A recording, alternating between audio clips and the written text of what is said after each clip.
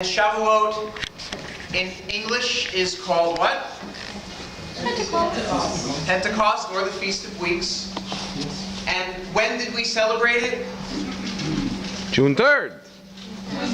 Celebrated on when? I don't even remember. Tuesday night? Right. Correct. Tuesday night to Wednesday night. And we celebrated it then, why? Because Lord's commandments.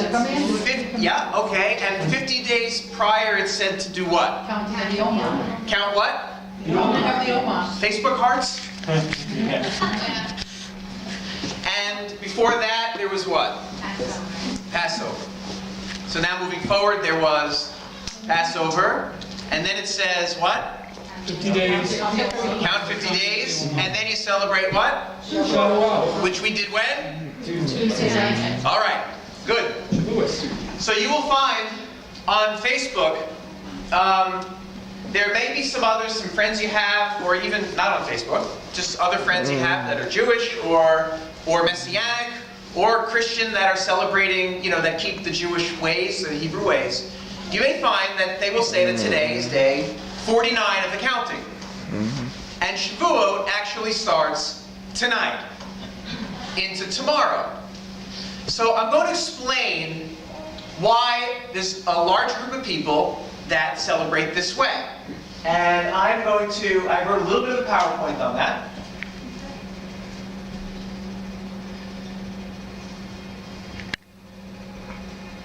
All right. So when is Shavuot and why the confusion?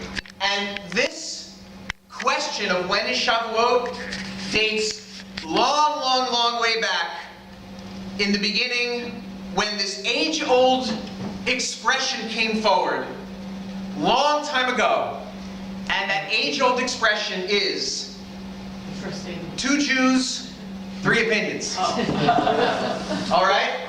So, and this is a little theological, so if you want to take a nap, I recommend you don't, because I'm actually going to get somewhere with this. Okay.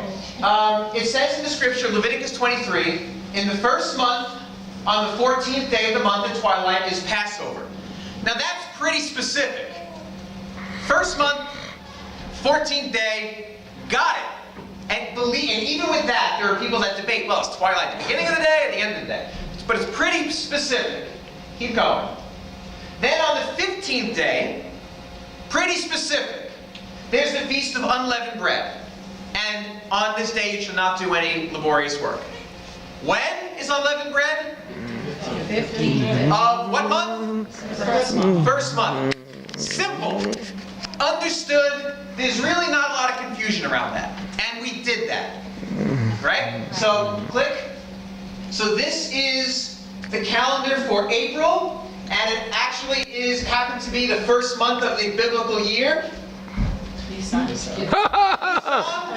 Okay? So that's the first month. So when do we celebrate unleavened bread? What day?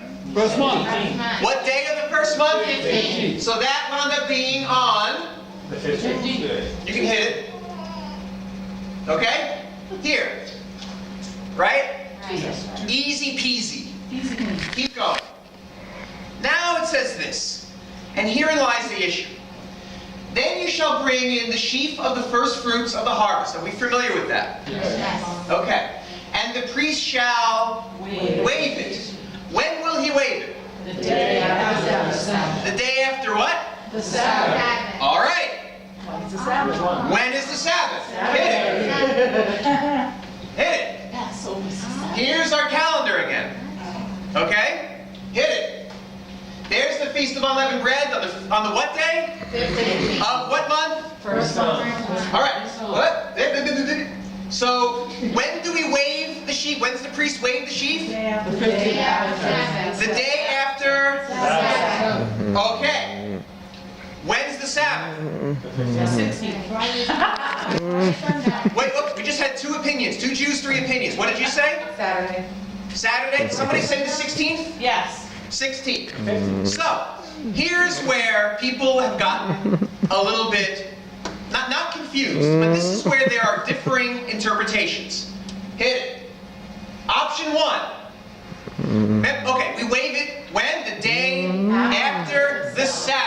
After When the is the Sabbath. Sabbath? Option 1, we know that the Feast of Unleavened Bread is a Sabbath. Because it says, don't do any work on this day. So that is a Sabbath. So this is one option for the day after the Sabbath and the starting of the counting of 50. Yes. Hit it. Option 2, the day after the 7th day Sabbath. Also a Sabbath, Right. which makes the counting here. Okay? We started counting here. Others start counting here, which puts today at day 49 and tonight and tomorrow as Shavuot. Well, thank goodness for his mercy. Amen. So you can continue. Right. And you shall count 50 days, and you shall present a new grain offering. That's Shavuot. Keep going. So both options. So which one is right? Okay? Biblical, you can study the Hebrew. I encourage you to do it. Both options are viable. Option 1, the day after the 7th day Sabbath. Why is that a viable translation of this? Because it says, you shall count 50 days to the day after the 7th Sabbath. Okay? There's another place that says count 7 Sabbaths. So it almost seems like you have the day after the Sabbath, count 7 Sabbaths until the day after the 7th Sabbath. Okay? Which makes it seem that it's always on a Sunday. Messianics like that because it always puts Shavuot, Pentecost, on a Sunday. It always puts Resurrection Day on a Sunday. Sounds good. The other option, the day after unleavened bread. It explicitly says in the book of Joshua, on the day after Passover, they ate some of the produce of the land. Eating the produce of the land is the first day of the waving. Is that day of waving. Because it says on that day, that's the day you're allowed to eat the new grain that comes up. So Joshua, who learned right from the horse's mouth, Moses, celebrated it the day after Passover. Okay? 2 viable options. Go forward. Maybe that year Passover wasn't. Possibly. Correct. The question is, does it really matter? Okay? Now, there are plenty of people out there that will say, absolutely it matters. Because why would you want to celebrate an appointed time of the Lord on the wrong day? Right? And that makes sense. Okay? You want to, and so they'll go into the Hebrew and they'll be passionate about option 1. Or they'll be passionate about option 2. But at the end of all these thousands of years, 3,500 years since Moses, there is still disagreement. And you can study it all you want. I guarantee, as great as we are with Hebrew as Messianics, we ain't as good as the Jewish people who've been studying this stuff for a long time. And even back in the time of Yeshua, the Pharisees kept this day on the day after Passover, and the Sadducees kept it on the Sunday.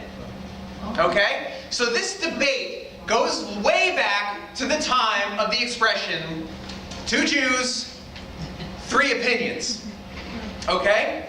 So does it really matter? I believe it does matter, but not from the purpose of getting the exact day right, as if it's possible to miss an appointment. The question I have for those who say you gotta get it right, even though there's so much debate about it, the question I have is if it was really that important to get it right, why would God put ambiguity in it in the first place? Like, why didn't he make it like Passover? 14th day of the first month is Passover. It's a no-brainer. 15th day of the first month is unleavened bread. No-brainer. First day of the 7th month, Rosh Hashanah. 10th day of the 7th month, Yom Kippur. 15th day of the 7th month, Sukkot. No-brainer. Why does he put this confusion, this ambiguity, where it says the day after the Sabbath, and there are viable 2 options for which Sabbath he's referring to? Okay? We have a question, sure. Similar to the second Passover, in a sense, if you miss the first one. Okay, beautiful. All right, yeah, there you go. There you go, you can celebrate twice.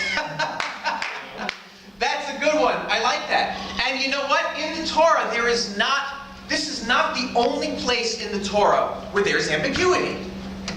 It's not the only place where we have to say, Adonai, what is it that you're really talking about here? It's not the only place. There's many places where you got to just figure this thing out, where Adonai said, he didn't tell you specifically. On Shabbat, don't do any work. If you work on Shabbat, you're dead. All right? Well, what's work? What am I not allowed to do? If breaking Shabbat is a death penalty, tell me what I'm not allowed to do, because I don't want to die. I'm not telling you that. I'm just saying don't work. All right, I got to figure this out. And then the rabbis try to figure this thing out, and they have this list of 39 melachot, 39 things that you're not allowed to do that they derived from the building of the tabernacle. Okay, those things you're not allowed to do. You're not allowed to cut. You're not allowed to this. Okay, what about lighting a fire? Don't light a fire on Shabbat. All right, well, okay, now we can light fires with light bulbs. Does that count? Does it not count? These are viable questions, right? But there's ambiguity in these things. So instead of saying it's got to be right, you got to do it right, you got to keep the Torah right, I challenge that. If it was that important to do it precisely right, he would not have put the ambiguity in. Okay? So why does he put ambiguity into the commandments, especially things like appointed times? So, for me, there are two primary reasons why he puts ambiguity into these things. The first one is that it causes us to seek him. It causes us to say, Adonai, what does this mean? It causes us to dig deep. It causes us to seek him, to ask him, to speak to him.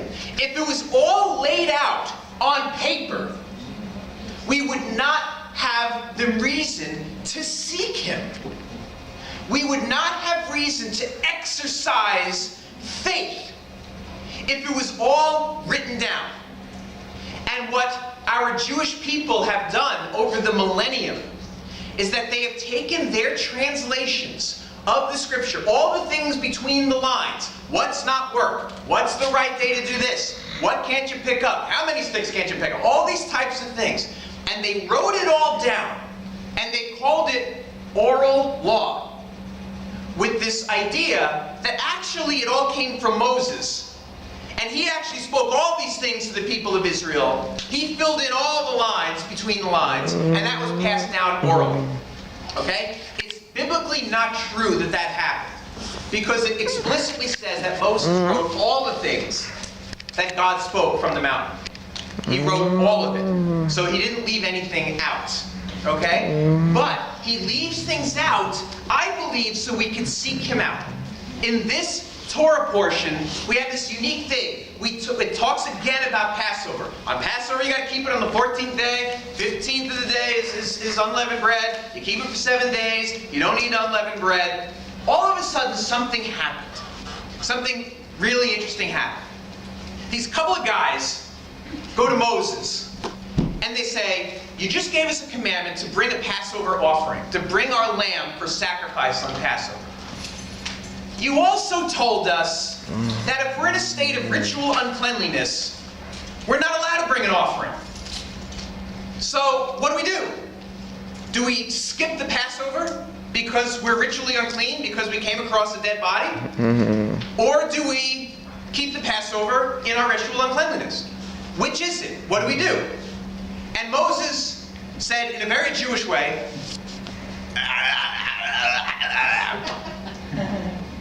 I don't know. Hold on. I will ask. Adonai, we have a problem here. You want them to keep Passover, but these couple are ritually unclean. What would you have them do? And Adonai gave an answer. Thank you for seeking out the answer. I will now tell you the answer. They are to keep it in the second month. If you miss it in the first month, you are to keep it in the second month. And in doing that, in Moses seeking, in Moses saying, I don't understand the answer to this one, Adonai, help me out. Adonai opened up something brand new and revelation about the second Passover, where before that he didn't even mention it. All of a sudden there was a question they had to ask, and all of a sudden this was opened up, second Passover, with this incredible revelation of Passover being the only holiday that if you miss it because you're unclean, you can celebrate it again in the second month. It's the only holiday that speaks to that. And the children of Israel missed the first Passover when Yeshua came because of uncleanliness. And that is the only holiday that they will have another chance to celebrate it in the second month. And that incredible revelation only came out because these two people were unclean and it was Passover and Moses didn't know what to say. So he asked Adonai for clarification, and out of that clarification, it's like he opened up this whole new window of revelation that wasn't there previously. And that's what he does. And that's why he keeps things ambiguous. Even in our lives. Adonai, I don't know what you're doing. I don't get what you're doing here, Adonai. Adonai, help me. If it was laid out, if your life was laid out, you're going this way because you're going to reach this point, and then you're going to hit this point. If he laid that all out for you, you would have no reason for faith. But he leaves questions unanswered. He leaves space between the lines so we can seek him and find him. And when we do that, he opens up more revelation. Like, I used to love, this is old Brian, dork, high school Brian guy. Okay? I fell in love with computer programming through games that were called adventure games. These were text-based games where you would be on the computer screen and it'd be like, you're in a field. It'd be all text, no graphics. You're in a field. You see trees to your left and a house to your right and a river upstream. What do you want to do? Walk to the river. Look around. And it wasn't graphical, you know? So as you typed and as you did things, you would discover things, right? And then all of a sudden, because it was hard to solve the ultimate puzzle here, it was challenging. But all of a sudden, you would you'd be in the river and there'd be a stick, and you take the stick and you decide to throw it in the river, and all of a sudden the river parts. You know, and you walk through the river, and now you're on the other side of the river in this whole new world. Right? And that's what happens. Adonai wants you to discover these things. Try, seek him, find him. But once you find that puzzle piece and he gives you that revelation, he opens up more. Yeah, he does. And that's also not the end game. Because once you're there, trust me. Everybody say,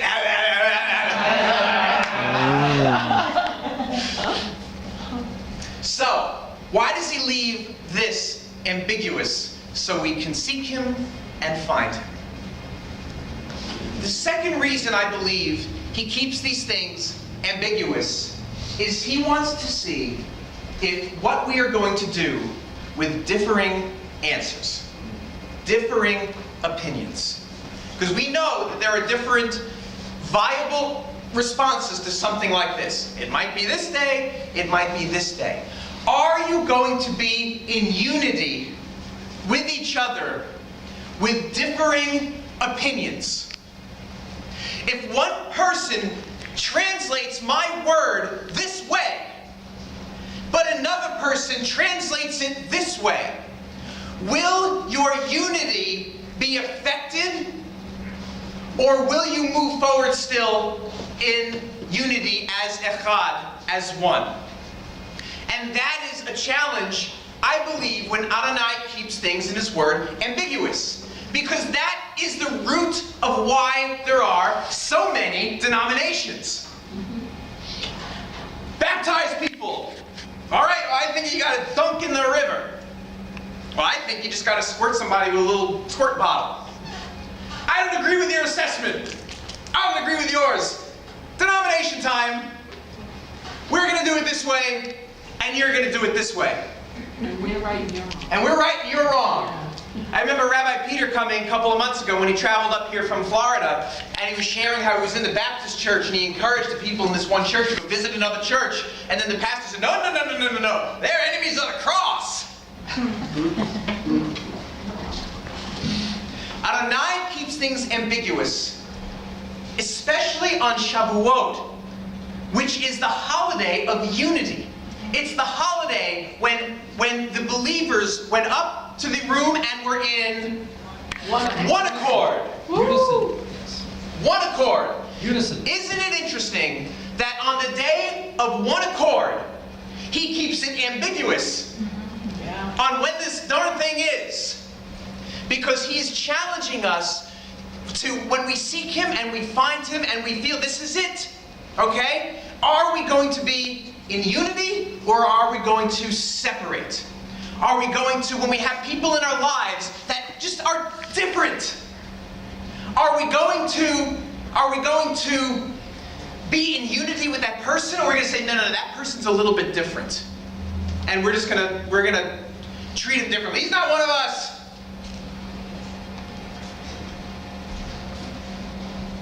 It's good that tomorrow for some people is Shavuot, because that gives me an excuse to talk about Shavuot still.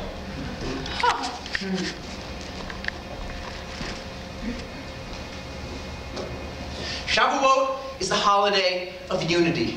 It's the holiday when the individual stalks get crushed together into flour and turned into loaves of bread, mixed with leaven. Yeshua is unleavened. He was that unleavened stalk, but at the end of this thing, we're all crushed together. Him and us, all of us, crushed together as one leavened, beautiful loaves of bread that get waved. So in the process of unity, there is sometimes contention. There's differing opinions. And Adonai says, yes, there'll be different opinions. There'll be the Pharisees, there'll be the Sadducees, and believe me, it's not just the church with the denominations. It's in Judaism also. That's why there was such a thing as the Pharisees and the Sadducees and the Essenes and all these various things. It's not as much of an epidemic in Judaism as it is in Christianity, I believe. It exists. It's not as much of an epidemic as in the body of Messiah. And isn't that incredible that in the body of Messiah, where we came together in one accord and he poured himself out into all of us, there is so much division because of how we interpret in between the lines in the intentional ambiguity that Adonai put in the scripture. Okay? But there are things in our lives, there are people in our lives that are going to challenge us, and Adonai does not want us to separate and to have our unity disrupted because we just don't get that person. Because he has a different personality.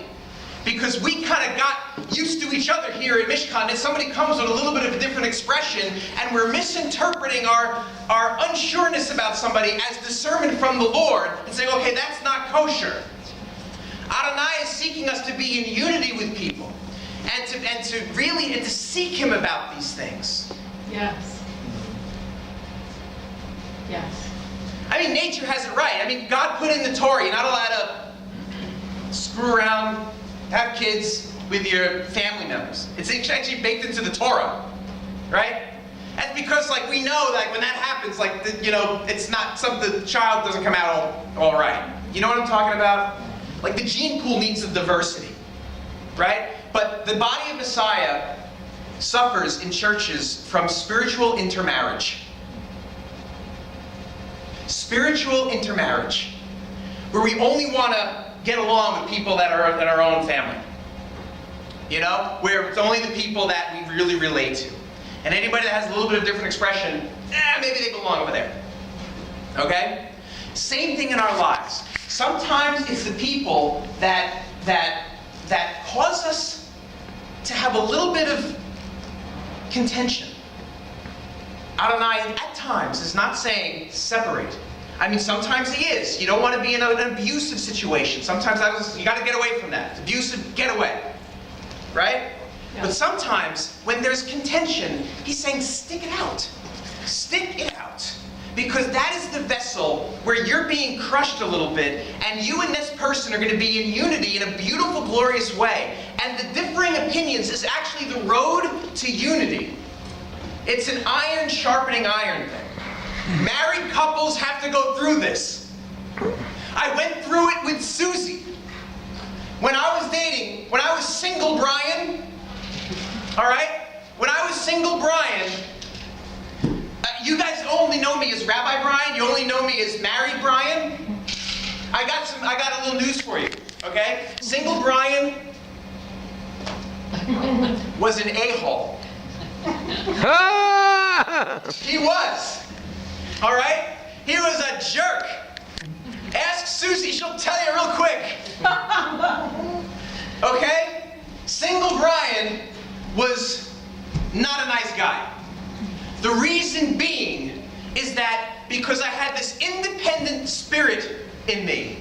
Okay? And when somebody comes in that challenges your independence, your independent self lashes out. Okay? I have a little bit of a video from Seinfeld to describe this. All right? So let me just explain what's going on. George Costanza from